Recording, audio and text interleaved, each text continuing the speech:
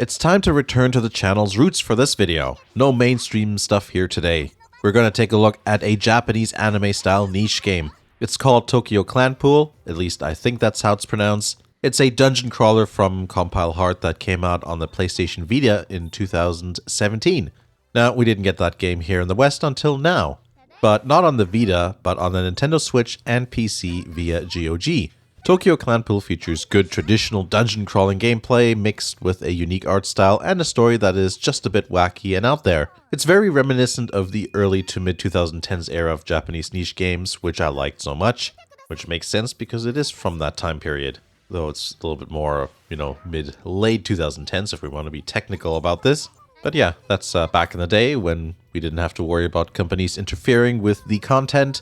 At least that's what you'd think. Unfortunately, this Western release of Tokyo Clanpool does have content removed from it. The original Japanese release has a touch minigame, kind of like the Genkai Toki games and Mary Skelter games. Just like those, touchy things, because they were trying to make use of the rear touch panel there on the Vita. But yeah, that was removed here on Tokyo Clanpool for the Western release. I'll be honest, I wouldn't have actually reviewed the game if I knew that was the case.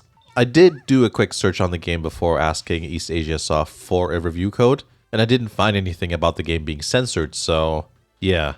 Remember, I requested the game before the game was actually released, so there may not have been any info on cut content out there yet at the time. So yeah, East Asia Soft kindly accepted my request for a download code, so I will fulfill my obligation to review the game, but I am not a supporter of these types of games having content removed from them at all.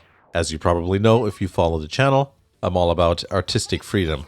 I went with the PC version just in case the Switch version was censored, but little did I know that that doesn't matter in this case. This 2024 release includes all the what would have been DLC with the 2017 release there.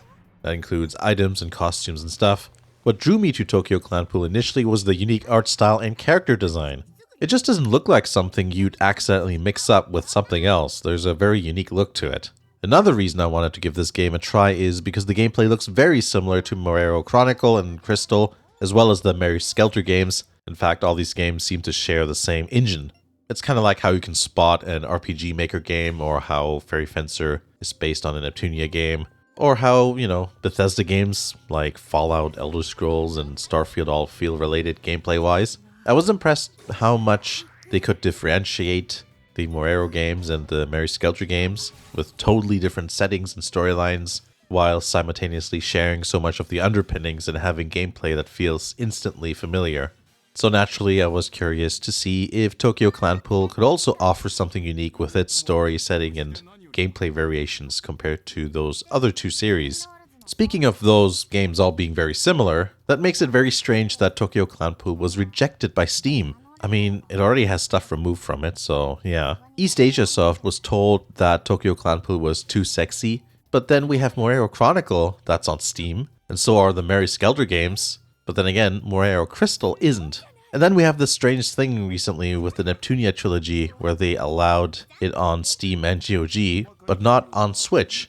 So yeah, there's some strange inconsistencies going on with these, with all these different platforms there, but that's not the point of this video. The story of Tokyo Clanpool is quite strange. It takes place in the future, specifically 2020-07, 2207, yeah.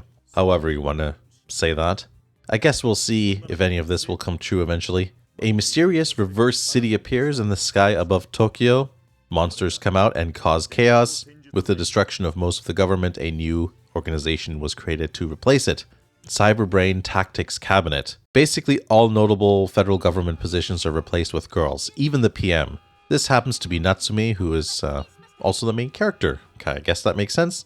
She's got a very stereotypical, cheerful protagonist personality. The main thing compared to real politicians is that they actually go out and fight. There's a massive tower that connects Tokyo with the River City, and that is the dungeon you traverse. Many of the character types you expect in anime-style games exist to some degree. It does make you question if they are in fact suited to perform their duties once you get, introduced the characters there. But it's also made clear that not everyone is pleased with these girls running the government. The basics of how the gameplay goes is quite similar in principle to many turn-based RPGs, since dungeon crawlers are a subgenre, I guess you could say. Dungeons are multiple floors of grid-based mazes. The point of dungeon crawlers is to make every trip into the dungeon feel important, while also encouraging players to discover every cell on the map. You don't have a quest marker, you just gotta find things and locations by yourself, which I think is good. You encounter enemies randomly, it can be one or more you're fighting. Enemies become progressively more powerful each floor. The actual fighting system is pretty traditional. There's several types of attacks, there's items, there's also an elemental system. Winning fights earns the character's experience in order to level up, so that happens automatically as you play. Normal attacks are done in an interesting way. So instead of there just being an option to do, a standard attack, there's actually multiple attacks that you can stack before executing them. So in that way, it's like an AP sort of system, or as this game calls it, EP. Another comparison we could make is how you have those combo paths in Neptunia, except those are pre-configured in the settings rather than selected during a fight. The extra nice thing is that once you've got everything selected how you want, the game will remember which attacks you chose. Not just in this fight, but every fight after, even if you leave the dungeon. So if you want, you can just hit the Y button and it'll do the same attacks as previously. But if you want, you can also change it. I like it because it's flexible. You breeze through the easy stuff by just hitting Y, and then you can start changing things around when it gets a bit more difficult. Since I did mention the Y button, I used an Xbox 360 controller. Actually, no, it's an Xbox, it's a modern Xbox controller. It doesn't matter, they all work anyways. I feel the game is made for controllers because it's originally a Vita game, so I would recommend just using a controller. Though I don't really see how it would be problematic using a keyboard, since everything is pretty basic. Magic in a way is like skills and special attacks, kind of. They have a limited number of uses per session, so it resets when you exit and enter a dungeon again. The types of specials can range from dealing damage to healing. Interestingly, there's a second variation to this which are called apps. Instead of being based on the character that is active, they are abilities that can be activated at any time during your turn. They use battery power, which is shared across the party. I like that because it gives you a bit more options during battle, so if you have your healer that's out of commission, you can still use apps to heal or revive or whatever. Of course, there's also items, which for some reason are called precious. I find that very amusing, but yeah, they're items. The game even just tells you, hey, precious just means items. Not sure why they named it that way. Maybe because it's important. I don't know, maybe because of the whole my precious thing. I don't know. Who knows? As you play and navigate the dungeon, you'll come across items, door switches, traps, obstacles, story events, and other things, like that. While the game does have several cutscenes in the beginning to get through, you do get a lot of playtime early on once that's all done.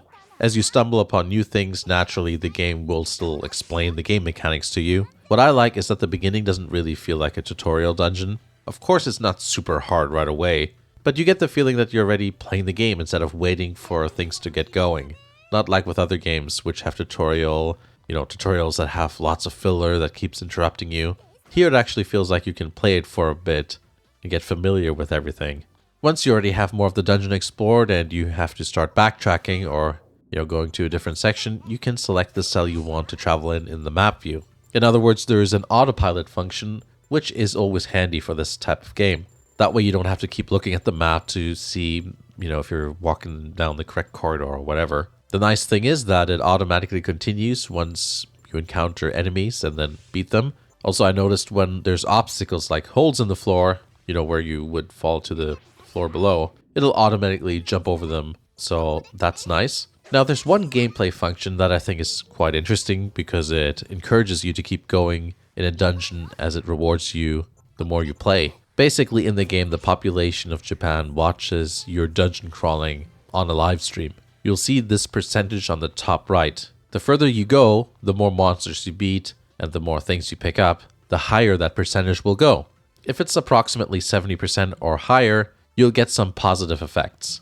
But if the opposite happens and you make that number go down by losing, dying, and running into traps and stuff, then you actually may get booted out of the dungeon prematurely. The more support you get, the more donations you get as well. So yeah, just pretend you're VTubing and trying to get super chats or whatever. When you leave the dungeon, there's a cabinet election. That's what it's called. And you can see there, basically it's a function where you can see which party member has contributed the most in different categories, and then they'll have higher votes and therefore get bonus experience and stuff like that. One thing to note is that the included DLC, which you can turn on or off by the way, does make the game easier, especially early on.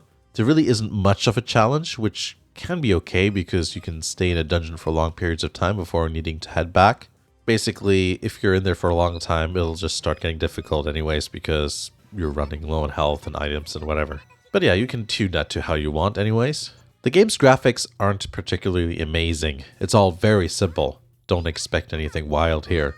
The monster designs are quite strange, and the sprites, they just sort of wriggle about. There's one detail that bothers me. During cutscenes, the character names are in white, and the background is like a very light color. Specifically, the font is thin, and the background colors and patterns make it hard to read, is the point. There are other parts in the menu or HUD where that also happens, but not really such a big deal. Just a bit of visual clumsiness, I suppose. That being said, the game does have a fluidity to it when playing, like all games based on, this game engine or whatever it is. If you've played the Morero or Mary Skelter games, you know what I mean. In terms of sound, all the voiceovers are in Japanese. Nothing really stood out in terms of music or sound effects, except that if you've played Neptunia games, you'll recognize a few effects and menu sounds. That's probably true with other compile hard games too. Overall, it's all quite typical of a game of this genre and from that time period. In the end, I think Tokyo Clanpool is worth looking at if you're into dungeon crawlers. When you compare to other compile hard dungeon crawlers like the two Genkai Toki games or Mary Skelter, then Tokyo Clanpool is probably the least compelling option. Mary Skelter is way more immersive story-wise. You feel like there's peril going on, and then sometimes groups of characters are split, and then you do have this feeling of being trapped in this dungeon, that sort of thing. And the universe just has a dark and unique atmosphere to it. And then there's Morero Chronicle and Crystal that have a lot of added fun factor with all the fan servicey game mechanics and character designs.